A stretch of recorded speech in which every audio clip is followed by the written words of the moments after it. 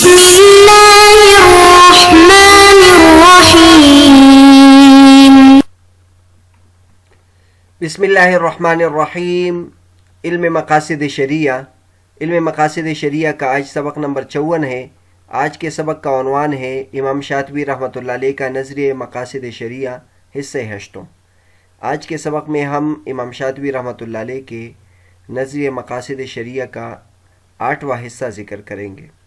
पिछले सबक में हमने इमाम शातिबी रहमतुल्लाह अलैह का नज़रिए मकासिद शरिया का 7वां हिस्सा ज़िक्र किया था, जिसमें मकासिद इशारे, मकसद इशारे की दूसरी किस्म ज़िक्र की थी कि इशारे का क़स्द शरीयत के वज़ह करने में समझाने के लिए, यानी इशारे ने शरीयत को समझाने में कौन सी चीज़ का क़स्द किया है, कौन सी चीज़ शरीयत में मकसूद है, इसके बारे में गुफ्तगू की थी।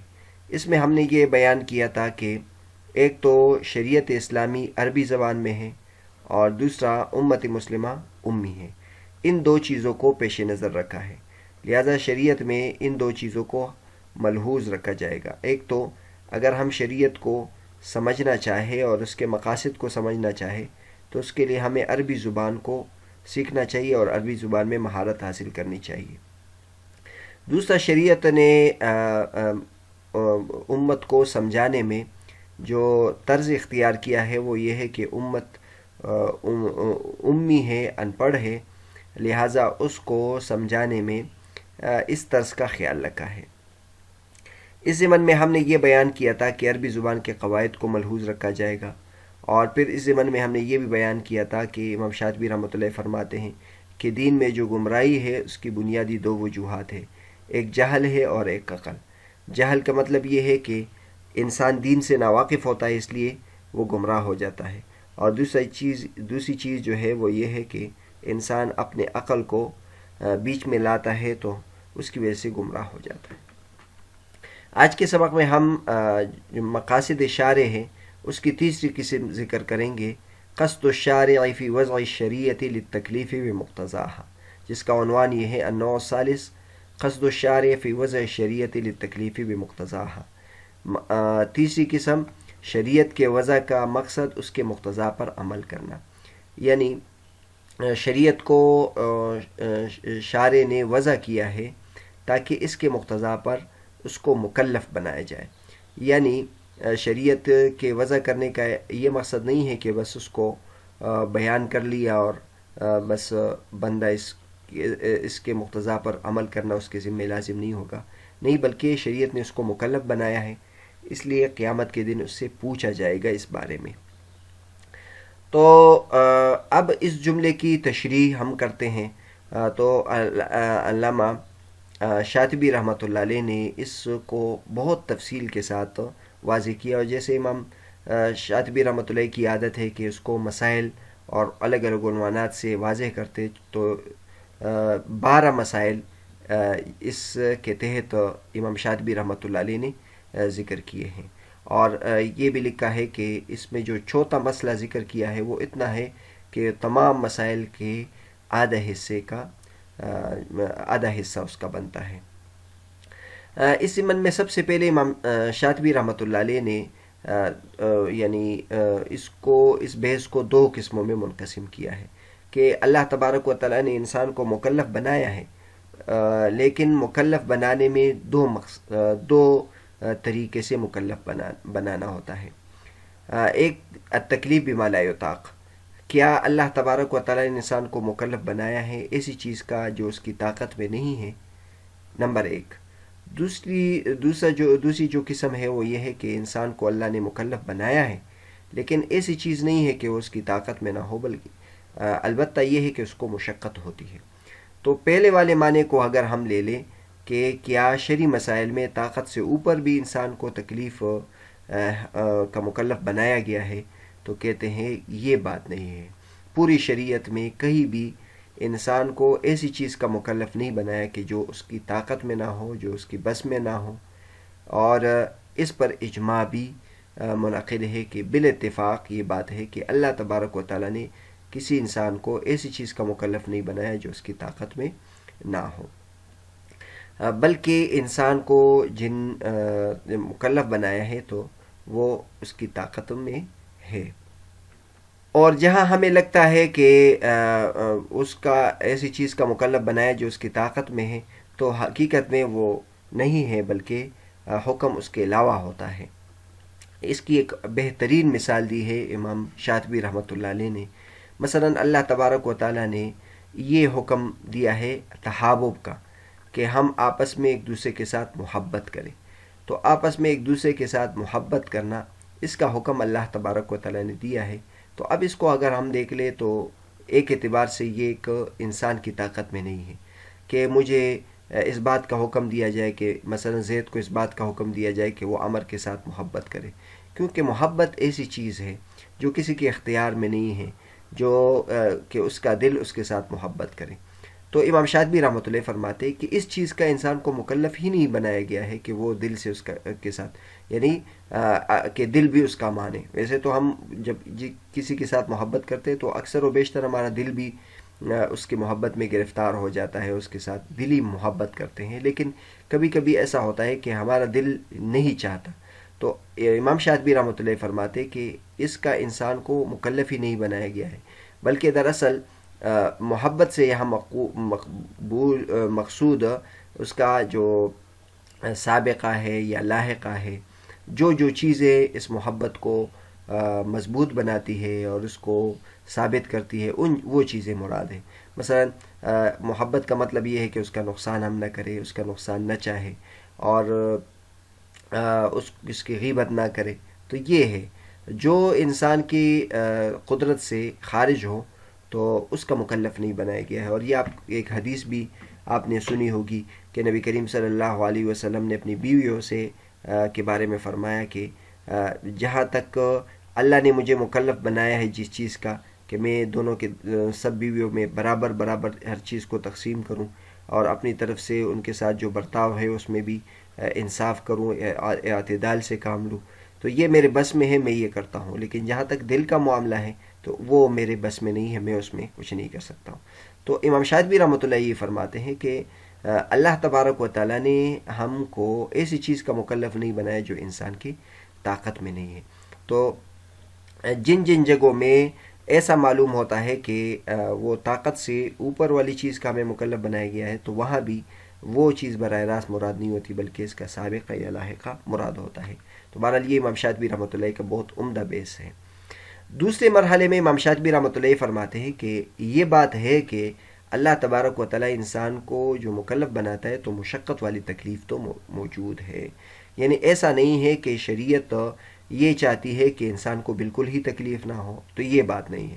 شریعت نے انسان کو جو مکلف بنایا تو اس میں کچھ نہ کچھ تکلیف تو ہے. مثلا شریعت یہ کہتی ہے کہ بھائی آپ صبح اٹھ کے نماز پڑھو. اب صبح اٹھ کے بستر سے جانا نکلنا اور پھر وضو کرنا اور پھر مسجد جانا، تو اس میں تکلیف تو ہے. اس طرح ظہر کے وقت جب انسان کاروبار میں مشغول ہوتا ہے تو دکان بند کر کے مسجد جانا، تکلیف تو اس میں ہے.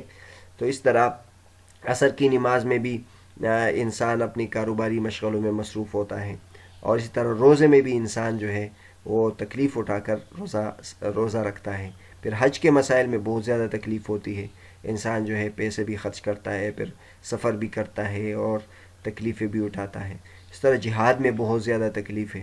تو تکلیف تو ہے، یعنی اللہ یہ کہنا کہ شریعت نے انسان کو بالکل تکلیف نہیں دیتا، یہ بات نہیں ہے.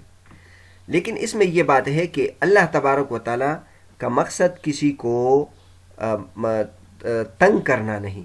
تکلیف سے وہ تکلیف براہ راست مقصود نہیں ہوتی. تکلیف سے براہ راست تکلیف مقصود نہیں ہوتی، بلکہ اس تکلیف کے نتیجے میں ایک کام سر انجام دینا ہوتا ہے. تو چونکہ ایک کام اس تکلیف کے بغیر نہیں ہوتا تو اس لیے لازمی طور پر اس کے ساتھ تکلیف ہوگی. لیکن یہ بات نہیں ہے کہ اللہ تبارک و تعالیٰ کا مقصد ہی ہم کو تکلیف پہنچانا ہے، یہ بات نہیں ہے. بلکہ ہم اگر دیکھ لیں اسی وجہ سے اللہ تبارک و تعالیٰ نے بہت زیادہ رخصتیں رکھی ہیں. شریعت کے جتنے بھی احکامات ہیں اس میں اللہ تبارک و تعالیٰ نے رخصتیں رکھی ہے کہ اگر انسان سفر میں ہو تو روزہ نہ رکھنے کی اجازت ہے، انسان بیمار ہو تو بیٹھنے کی اجازت ہے. تو اس طرح بہت ساری چیزوں میں اگر پانی نہیں ہو تو تیمم کر سکتے ہیں. تو اگر مقصد تکلیف دینا ہو تو پھر وہ رخصتیں نہ ہوتی۔ اس کے بعد امام شاطبی رحمۃ اللہ علیہ نے بہت ہی عمدہ بات کی ہے کہ شارع کی تکلیف کو عام زندگی میں تکلیف نہیں سمجھا جاتا۔ شارع نے ہمیں مکلف بنایا ہے، ہمیں تکلیف دیتے ہیں، لیکن یہ تکلیف عام طور پر عام زندگی میں بھی، عادتی زندگی میں بھی اس کو تکلیف نہیں سمجھا جاتا۔ مثلا ہم دیکھ لیں، ایک بندہ ہے، وہ دکان کھول کے پیسے کماتا ہے اور اس سے اس کو فائدہ ہوتا ہے، لیکن اب ایسا تو نہیں ہے کہ وہ اس دکان کے لیے بالکل تکلیف ہی نہیں اٹھاتا۔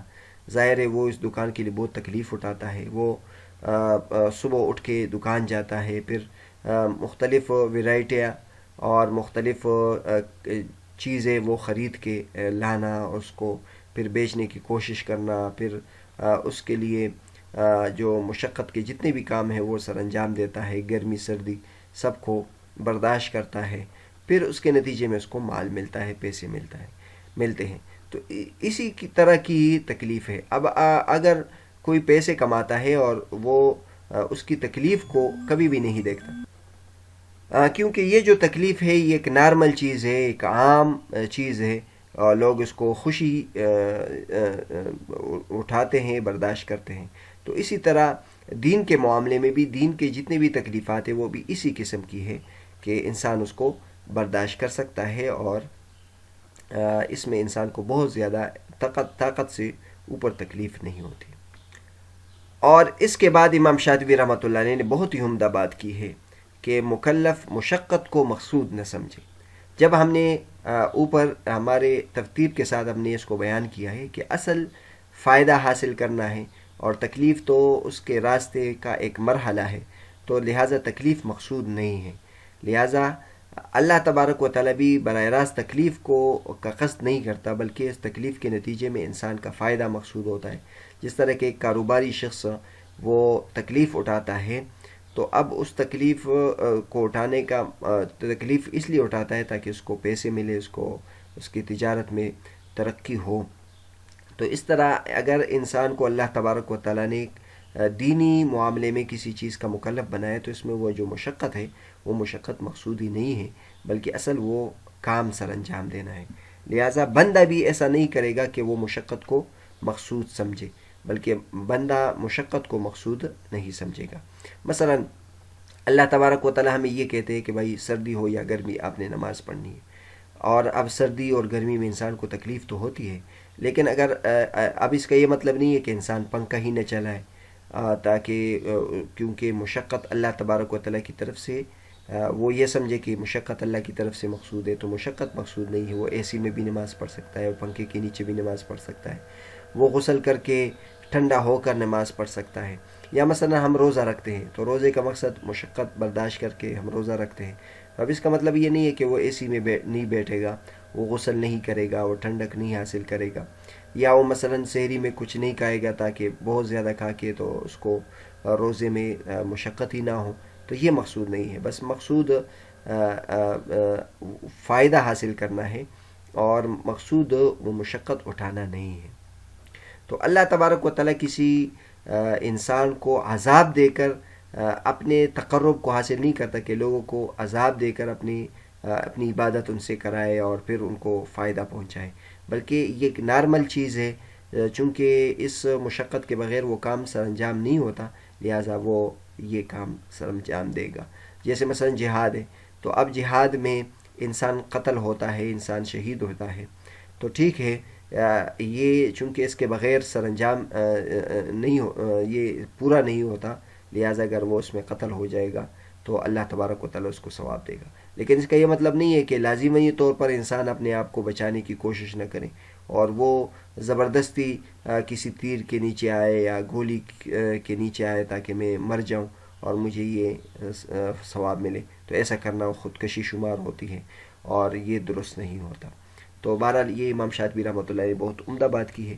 تو جو آج کا ہمارا سبق تھا، اس میں ہم نے شارع جو مقاصد شارع کی تیسری قسم تھی کہ شریعت کے وضع کا مقصد اس کے مقتضا پر عمل کرنا، اس ضمن میں جو امام شاطبی رحمۃ اللہ علیہ مسائل ذکر کیے تھے وہ ہم میں سے چند آپ کے سامنے ذکر کی، باقی اس قسم سے متعلق جو دیگر باتیں وہ انشاءاللہ اگلے سبق میں ہم کریں گے۔